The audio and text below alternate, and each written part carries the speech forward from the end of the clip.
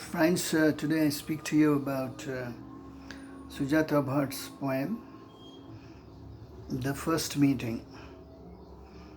Sujatha Bhatt was born in India. She is a Gujarati and grew up in Pune and went to States and there studied her course in FMA and later she got married to a German scholar. Now she is residing in Germany. She has written a lot of poems which are published in English. Some of them were translated from Gujarati, as her mother tongue is Gujarati, and she is one of the remarkable poets among the 10 poets from Mumbai. And most of her poems are anthologied in different anthologies, even the Anthology of Commonwealth literature by John Thame. And this poem, The First Meeting, reminds me of D.H. Lawrence's long lyrical poem, Snake. The poem is about the experience of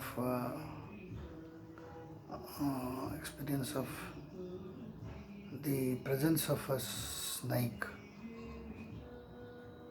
The persona, the I in the poem is the persona. It is an autobiographical poem, and the poet, the very says that she is going on something like a meadow, and the grass slips under her feet, and there she feels the presence of invisible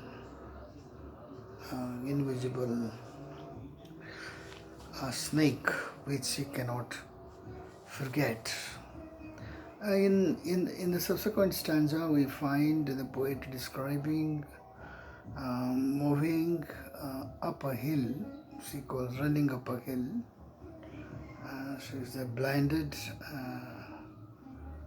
She by running she becomes thirsty, and beyond the hill she finds a lake of crystal clear water. Where she goes and drinks water as she is thirsty, and there she finds the green snake moving on the surface. And the next is the subsequent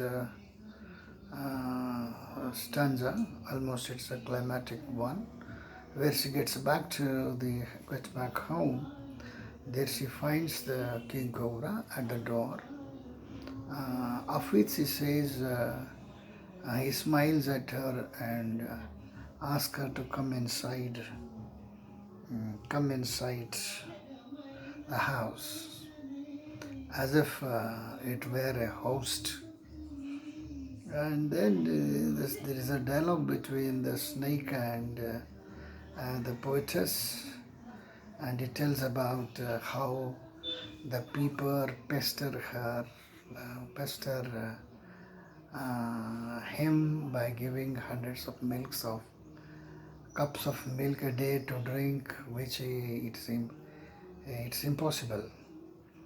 So it also tells how the people worship and make prayers to him. The next instance, the cobra asks her not to worship, not to trouble him by giving her milk. But in the end, there appears that she becomes almost fearless, and then the snake says that it wants to live in the garden, in her garden. And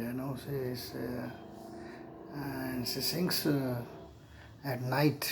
The snake say that she wants to visit her at nights and sleep around her neck, and it also expresses desire to share a cup of milk at the end of the poem. So at the end of the poem you find the poetess was very fearful in the very beginning of the poem, becomes fearless at the end. She becomes friendly at the end, and she uh, realizes the importance of the snake. Here, the snake in the poem is a symbol of sex, and the role of sex in life.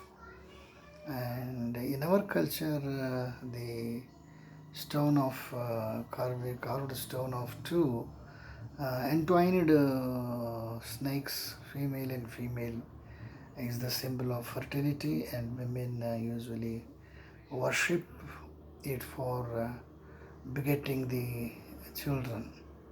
So the puja, Naga Puja, is a basic thing in Hinduism. We worship and we celebrate a festival called Naga Panchami, and it's nothing but the worship of Lingam, which is the symbol for Lord Shiva, and Lingam is itself is the symbol of sexual harmony between the male and female, man and woman, Prakriti and Purusha, and it is a symbol of the unification of sexes leading towards breeding, and so the continuation of human life. As the title is the first meeting, it is the poem is about a young girl's first meeting with the snake. Though she was fearful in the beginning, and she realizes that it is inevitable to be friendly and fearlessly living with the snake. Thank you.